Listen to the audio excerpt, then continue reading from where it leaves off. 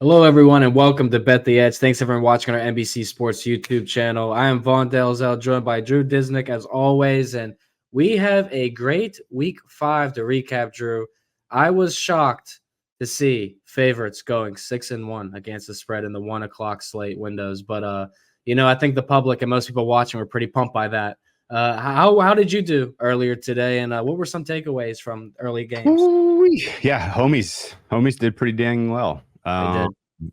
I I had my biggest stake on the Bears, which was the only sweat-free winner of the day for me. Yeah. Everything else I just was sweating through my shirt.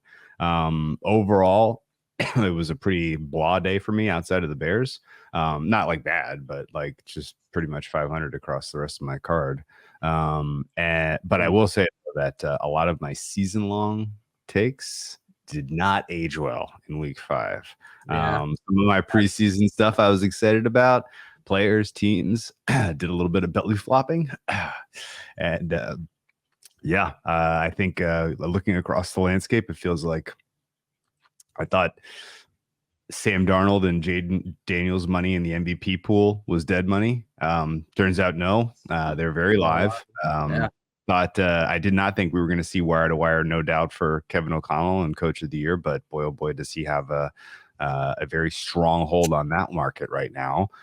Similarly, I think the big question that comes out of this week 5, now that we are kind of the preseason is well behind us. And there are some teams that I think fancy themselves in the mix for playoffs that are clearly not. And the two at the top of my mind are both in the state of Ohio, and it's the Bengals and the Browns.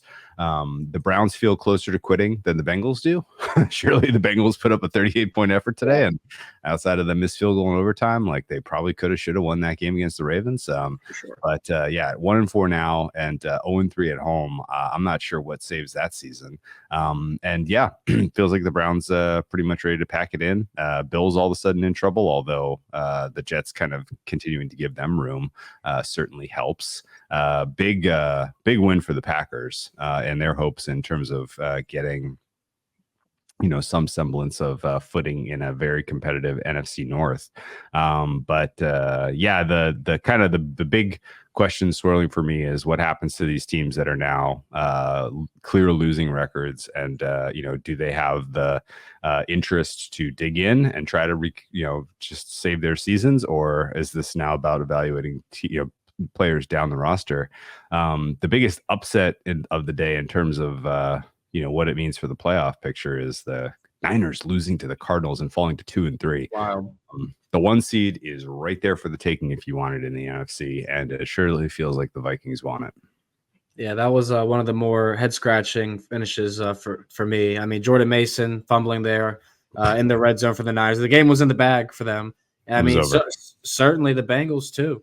They had the game in the bag multiple times. It felt like up by 10 with 5 minutes left before they blew that one. That was actually my only loss on the day, pending Sunday Night Football right now. It's an inclement weather delay, so we're shooting a little early here on Bet the Edge. But the Cowboys are the dog in that one. I have Dak Prescott over 22.5 completions, Drew. But the only loss for me, Bengals plus 2.5. So seeing them blow that and lose by 3 was certainly very, very sad. But as you mentioned, Sam Darnold's a guy that his MVP odds dropped. I actually bet on him today. Under 1.5 passing touchdowns. He had 0, but his MVP odds dropped because the Vikings are just that good at 5-0. They look like the 1 seed. Is that a team that you'd be willing to put some money on for a 1 seed right now in the NFC, or is there someone else you'd be going to since the Niners are vulnerable? Well, the funny thing, Vaughn, when we were handicapping the Vikings preseason, we looked at the schedule and we're like, I mean, there's a lot to like about this Vikings team, but this first 5 weeks, this is nightmare fuel. Niners, Jets, outside of the Giants opener, like this could be 1-4. Let's try again, 5-0. And their schedule gets a little softer from here. I think the only thing I would throw any cold water on the Vikings is just that the rest of the NFC North kind of cooks. The Lions and Packers are for real. And the Bears are all of a sudden a team that you don't really want to play because that defense is playing out of its mind. And you're starting to see a little bit of coherence from what Caleb Williams and Shane Waldron are doing. So I mean, a lot of that was Panthers defense. Let's not kid ourselves, but I think just in general, yeah, I mean, the Vikings have really done well to establish themselves at the top of a really competitive division.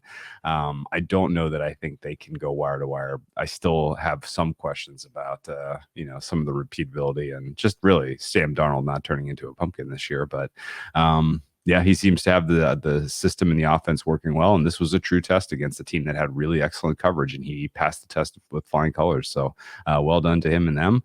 I think from a betting standpoint, biggest takeaway for the weekend, Vaughn, when lines move on Sunday, this is big boy money, right? This isn't like your casual better wakes up on Sunday morning and fires off a 5-team parlay. Like, this is like, no, this line is wrong. And it's a guy who has huge liquidity and a very valuable opinion who says that.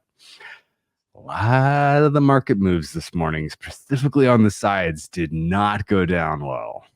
There was heavy money that pushed the Browns to basically a juicy +3. That did not even have a sniff of a chance. There was heavy duty money again on the Bengals under for some reason. That did not go especially well. I will note that there was big boy money that showed up for the Texans. They closed as 1.5-point favorites. I don't think that I really want to say that was clearly and obviously the right side, but you escape disaster if you're a Texans backer in that one. The Jaguars got pushed out to 3.5. That looked like it was going to cover no problem. Yeah, it did not. I had Jaguars -3. So I mean, yeah, the earlier you get in, the later you get those bets. I mean, that's the take right there. Yeah, the other two notes I had, the Dolphins money that showed up was true and correct. Congratulations to them. And then the Rams money that pushed that from 3.5 to a juicy +3, that died a horrible death. And the Seahawks money that bet out to 7 against the Giants never really had much of a prayer either. So some real serious positions were taken on some sides today, Vaughn. And there are going to be some people who are licking their wounds tonight, I think, as they're doing their accounting. Yeah, I absolutely agree with that. I feel like I've learned a decent amount about some of these teams, but I keep trying to look at situational spots, and hopefully you have some good takes here for the following week 6, because I know there's some matchups where teams are going to be traveling back across the country now. Teams are going to be entering their bye week seasons. The Vikings are one of them. They're entering a bye week now. They come out of the bye week and they get the Lions, and the Lions get the Cowboys this upcoming week. So a lot of future liquidity, I think, in that market, the number 1 market, NFC North. I think those are going to be 2 that are on the move here the next 2 weeks, and definitely worth watching. So I'm excited to hear your takes on who should be favored and who are the underdogs. But I'm also excited for this Sunday night, because I don't want you guys to miss out on Joe Burrow and the Bengals. They travel east for a date with the New York Giants. Coverage of the matchup in the Meadowlands begins at 7 p.m. Eastern on NBC and Peacock.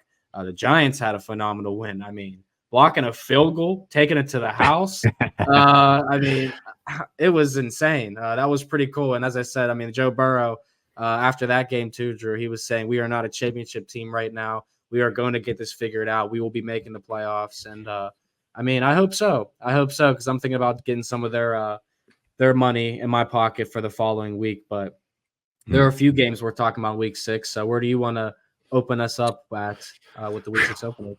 Well, we can kind of cover the basics. If you were not paying close attention, you have bye rest advantage for the Chargers at the Broncos.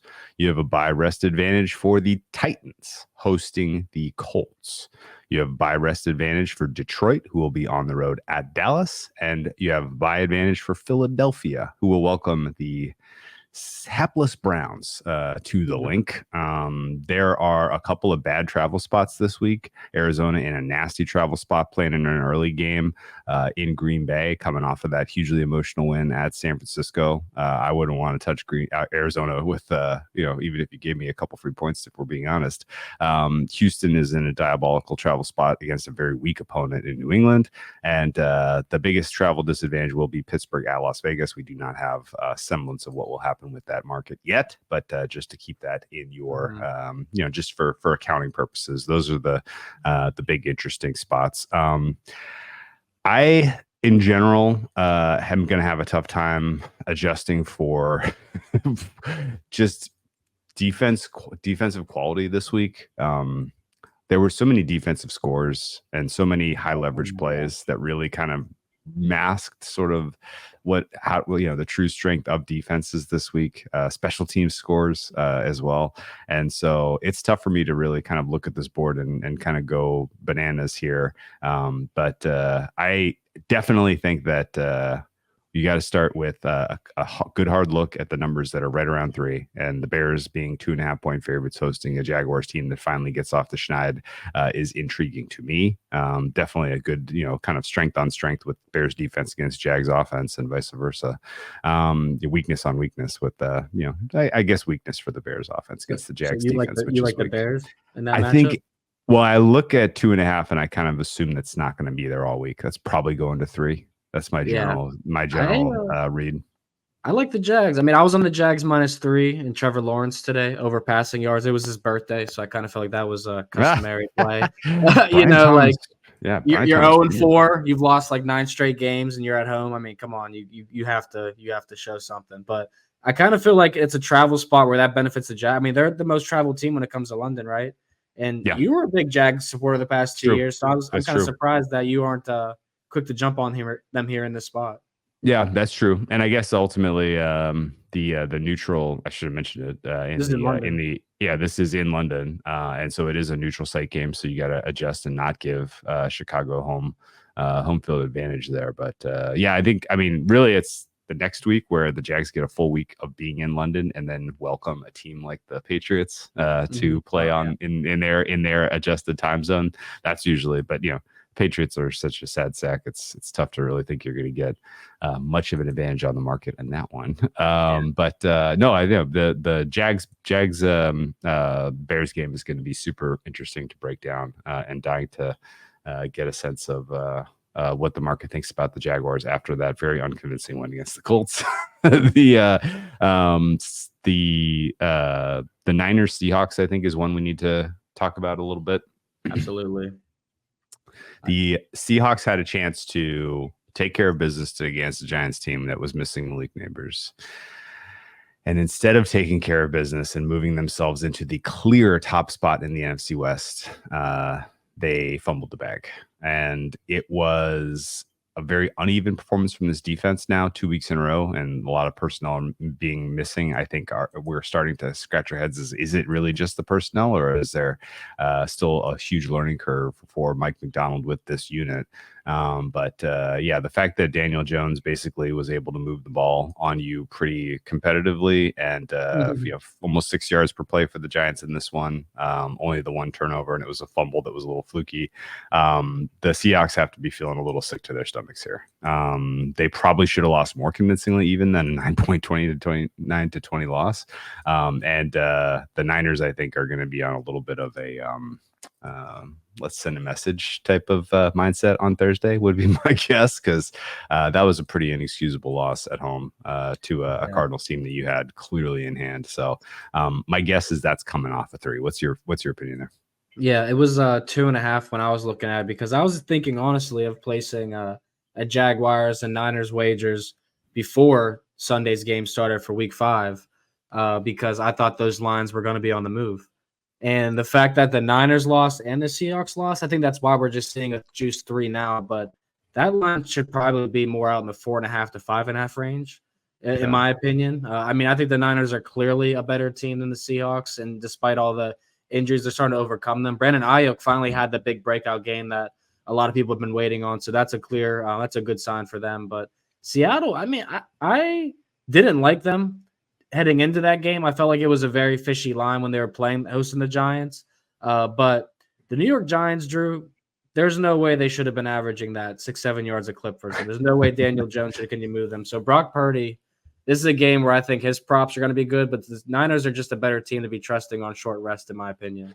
Okay, that's not crazy. Without adjusting for injuries, without adjusting for situation, my fair here was 3.5, and I'm as high as anyone on earth on the Seahawks. So that should probably kind of tell you that that line is likely to move to 3.5 off of the 3. So if you want the 3, I think you need to act quickly.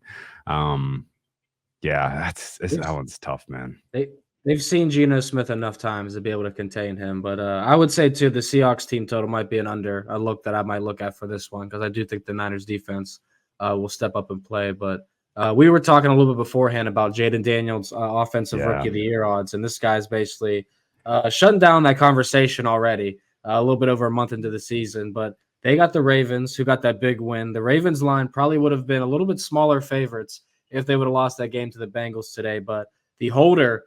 For Evan McPherson, we shall not name his name to shame him here, but that was a terrible hold. So the Ravens are 6.5-point favorites at home against the Commanders, 51.5-point total. What do you like in that game? Is this a spot where you're backing Jaden Daniels and the Commanders? I can't do it, man. This Ravens defense got just blasted by speed, which was like a throwback to the old way that the Bengals used to just embarrass them. And the defense is going to have a tough time with this matchup, surely for the Ravens. But I still do believe that they're a top 5 defense, I think. And I had expected to see this line open around 7. The fact that it's 6.5 makes me say Ravens or pass. And I can't believe that I'm just going to keep betting against Jaden Daniels at this point. And he's clearly just the guy, and he's having the breakout, and he's just going to continue to be a nightmare to try to handicap here. But my raw number before watching the tape and making adjustments for player availability, my raw number is Baltimore by 8.7. Okay. So it's Ravens or pass for me on this one. Yeah, this one's absolutely going to at least touch 7. Could go to 7.5 here. Everyone really loves the Ravens duo of Lamar Jackson and Derrick Henry. And honestly, what's not to love? I mean, right after the Bengals missed that field goal, Henry rips off a 50-yard run, sets them up for field goal position, opening, drive or play against the Bills. He busts one wide open down the field, turns in that extra gear. So Ravens are definitely going to be one of the most public bet teams, but the Commanders are slowly getting there too. So the big question about the Commanders isn't even how do you rate Daniels, is the defense any good? Because you can kind of look at their performances now 2 weeks in a row and say, yeah, they held down Kyler Murray well. And then they just made Deshaun Watson look like he is not a professional football player. If that defense continues to, and Dan Quinn in general, continues to coordinate that unit above their talent level, then all of a sudden this Commanders team is for real. I still have them rated somewhat low, and I need to think very long and hard about whether that's sort of the matchup that I want to play into betting Ravens this week. Because again, I can't get to 6.5 with this Commanders team, even if we upgrade their defense a bit. I'm still going to be on the other side of 7. So that's where my head is at. Yeah, I'd only be interested in the Commanders. That's 7.5. But the NFL lines have been very sharp this year. I already have 5 pushes through 5 weeks. So they have been very sharp. You want to get those key numbers. You want to get those key numbers, and I didn't do it today. Like I said, I took the Jaguars -3. I bought the extra juice. Took the Bengals +2.5. So pushed one, lost one. Should have pushed both, honestly. But Drew, I wanted to ask you, who would you feel more comfortable backing next week? Would it be the Browns at +9, given perhaps they make a change at halftime? Perhaps it's the last game we see of Deshaun Watson starting for this team. Or would you feel more comfortable taking the Giants +3.5 on Saturday Night Football? You got to think. I mean, I like the Bengals. That's one of the early bets of this week, too. I like the Bengals -3.5. It's outside of a key number, but I mean, I think that they're going to turn out. That offense is no joke. Okay. They are. And the Giants defense, I do think, is still a little bit on fraud watch. I cannot believe I'm saying this, but say it. 9 points is so many for the Browns. So many points. I assume that the bye week is going to afford the Eagles an opportunity to get back all their important players. Lane Johnson and Devontae Smith were in concussion protocol. They just needed time. They've got it. AJ Brown, I felt like was flirting with being available against the Bucs. He was not ultimately available, but I think he will be in this game. So it is going to be a full strength Eagles team, and you need to adjust accordingly for that. But 9 points is a lot. And I guess the Browns could just be a bottom 3 team, and I just need to acknowledge it and get over it. But yeah, that is a massive, massive number, and surely the situation is pretty solid for the Eagles, players coming back and being on extra rest. But there are still issues that I see with that defense, surely, and there's a little bit of a stink in that coaching room in general. So, oh gosh, I cannot believe it. I'm probably not going to end up betting that game, and I'm almost embarrassed to say out loud what my fair number on that is before adjusting for injury. So, never a good feeling. Say it. I am at 2.8, so a hair under 3. Oh my. Now again, this doesn't include like a big upgrade to the wide receiver and offensive line room for Philadelphia, which I'm assuming we'll get. Let me just assume that we get confirmation that Lane Johnson, Smith, and Brown are all available. Then my number is 4.3. So okay. I think ultimately it's a big step across 3 for me with available players, but still like. Browns getting more than a touchdown is going to be staring at me all week. I don't know, man. Do you think that do you get the sense that the Browns are like on a little bit of a white flag mode? Yes. Yeah. The Browns are on. We have to switch a quarterback mode, or we are white flagging it. Yeah. Okay. I mean, teams like the Titans, they make that switch in the game from Will Levis to Mason Rudolph, and like you have to do that. That gets a team to get behind you in a sense. And I mean, the Browns only having a win over the Jaguars, who just got their first victory. I mean, they certainly are one of the worst football teams, Drew. There's no debate, and just not because I'm a Steelers fan, but I'll say this too: like the Eagles, why Sirianni and the team were talking about it, like that turnover margin that they had wasn't sustainable to continue winning football games. They also look like a team that, with all the injuries, everything they had going on against that Bucs team, they were looking ready for a bye week. They wanted to get that break, and come back at home against the Cleveland Browns. So I do think people's ratings of the Eagles are going to be a little bit off just because that smackdown they received down in Tampa Bay, and that was a back-to-back road game too against NFC South division opponents, which usually tough defensive games. So I do think the Eagles are going to be pretty okay for the stretch. But you're right, 9 points is a lot, but I don't know. I might take the Eagles, man. We might have a little side bet on that one, to be honest with you. But I'm pretty excited for Saturday night, though. One of the biggest matchups of the college football season kicks off on Saturday night. Both Ohio State and Oregon have national title hopes, and they'll battle it out under the lights in Eugene. Cover the Top 10 showdown begins at 7 p.m. Eastern on NBC and Peacock. Ohio State was about a 2.5-point favorite last week, Drew. Now it's looking at 4 and 4.5 at most places. I think I would be laying the Buckeyes there, but I would take Brad Thomas and Eric Froton's opinions before mine on that one. Anyways, Monday Night Football, Drew. We got a big game, but before that, Jay's got a little shout out here. As you all know by now, we've teamed up with BetMGM this season. We'll be using BetMGM lines to make all our picks, and we'll have special offers for our listeners each week. If you haven't signed up to BetMGM yet, use bonus code BETEDGE, and you'll get up to a $1,500 first bet offer on your first wager with BetMGM. Here's how it works. Download the BetMGM app and sign up using bonus code BETEDGE. Deposit at least $10 and place your first wager on any game, and you'll receive up to $1,500 in bonus bets if your first bet loses. Just make sure you use bonus code BETEDGE when you sign up.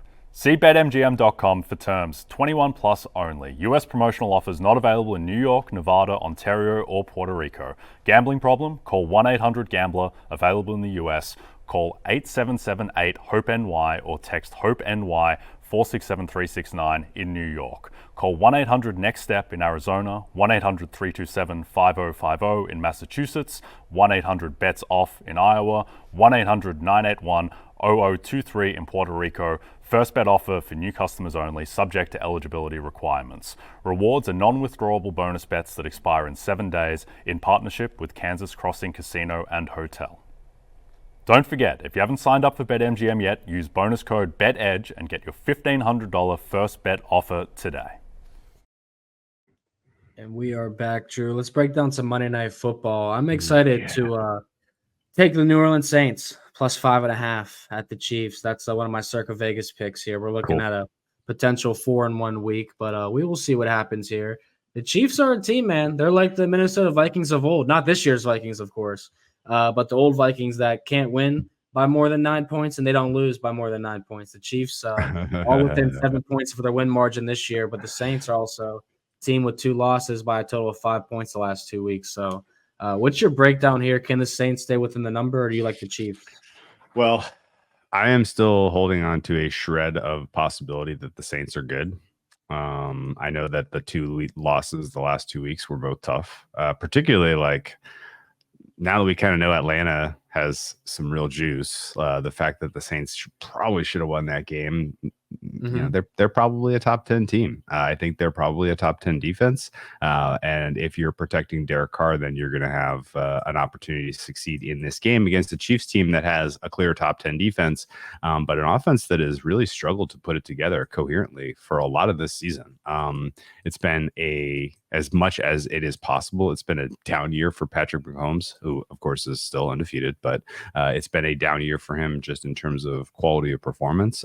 They go into this game with the absence of their wide receiver one, who has been sort of the key part of their passing offense in Rashee Rice. And so this is going to be a game where Mahomes is going to have to figure out which of his weapons he's really going to try to feature outside of Travis Kelce. The running game for the Chiefs is in a bit of a spot of bother as well with some of the injuries they've sustained. And so you've got a little bit of a Pat Mahomes playing with one arm tied behind his back here against a good Saints defense that's well coached, well coordinated, and has really good coverage. So I would not stop anyone from getting involved with the points here with the Saints. But I think the stronger bet will be a bet to the under here. I've played the under at 43.5, 44. I think I got 43.5 actually. Sorry. And it's sitting at 43 now, which I agree with directionally, but I still think is a hair high. The kind of key player I want to zero in on here is Chris Jones and his ability specifically with his matchup on the inside against backup center. That could be sort of the key for high leverage stops in this game that gets the Chiefs another 3-point win. Like that's kind of, I think, where we're headed. You know, the home field advantage is real, obviously. The Saints are a bit sloppy, and definitely like that offensive line is going to be truly tested in the Arrowhead. So I think this is going to be a pretty closely contested game. I'm not expecting anything like what we saw in primetime on Thursday. That was just a track meet. This is going to be much more of a chess match. And I would take the points with the Saints because of that. But I think the under is a more solid look. And I think really circle what Chris Jones is doing on the high leverage stuff, because particularly with the rest of sort of the good defensive players being hurt or just not really performing well, Chris Jones could storm into the defensive player of the year market and make some noise there, I think. That's a good look. That's not one I would even thought about at all. So what do you know what the odds around that are? I found 16-1 last week and got into it. I think it's like in like the 12-ish to 1 range now, but with Hutchinson on bye and just in general, Hutchinson's numbers, like he's really padded his stats, pressures in particular, going up against 4 backup right tackles so far this season. He's only played backup somehow. And so that presumably will get a little bit more difficult as he plays you know, starters. But that said, Chris Jones, like, I think the Chiefs are going to finish with the top 5 defense. He weirdly just flips the switch when it matters most and just does the most incomprehensible, awesome thing to win the game for these guys. And if you're scratching your head, like, how is Pat Mahomes and Andy Reid? How are these guys magic? How do they keep doing this? Well, don't forget about the fact that Chris Jones seems to make the key stop every time he needs to. So people will start to get there, I think, with him. And there'll be a little bit of time to acknowledge a defensive tackle, a la Aaron Donald, as the best defensive player in the league. But you know, some of this is just basically expecting that Myles Garrett and Micah Parsons are kind of out of the mix right now. Yeah, you stole my points right out of my mouth, so you should have finished up your sentence 5 seconds earlier. But yeah, I think that's a very good point because I was just thinking about all the guys that would compete with him, and obviously from last year's group, TJ Watt's the only remainder really out of those guys. Everyone else dealing with injuries right now, so I do like that point. I was going to mention too the Chiefs, not as similar as I could compare it to the Eagles, but like they're entering a bye week after the Saints game, Drew, and I feel like they're on a team too that they've been squeaking out these wins, but it haven't been positive. There's not a lot of positivity coming out of Kansas City with these wins and with their injuries, especially with the receivers going down, the offense in general. So this is a game I think the Saints could steal it, and I like the underlook because the Saints are not the team offense of week 1, week 2, where they scored 47-44. Like those were not anomalies, but it's Carolina and Dallas. Compared to Philadelphia and Atlanta, totally different situations over the last 2 weeks. So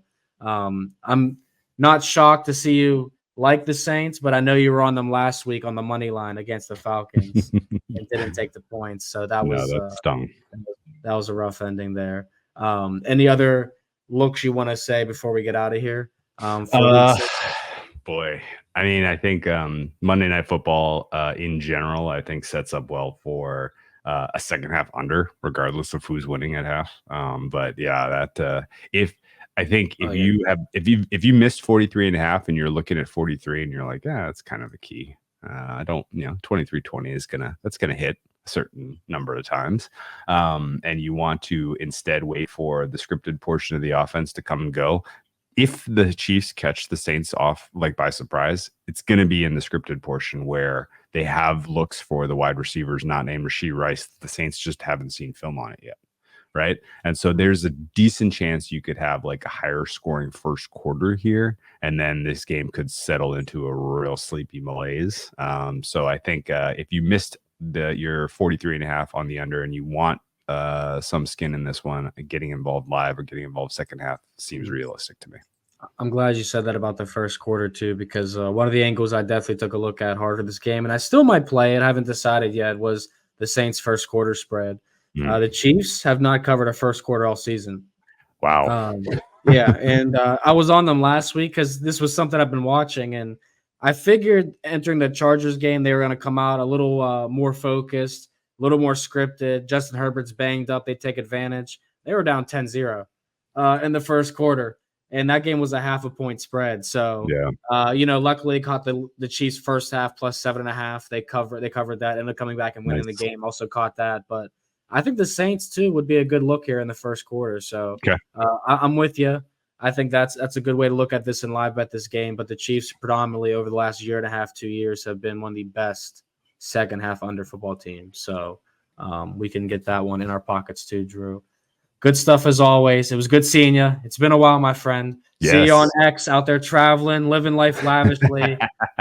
Keep doing what you're doing, Drew. We appreciate you. Make sure you guys follow him on Twitter at the Well Cap, or myself on Delzo at V Money Sports. Thank you to Adam, Brewster Backstage, and everyone who watch and listen to Bet the Edge. Make sure you subscribe, like, listen, and check us out at NBCSports.com. Have a good night. Let's go Steelers.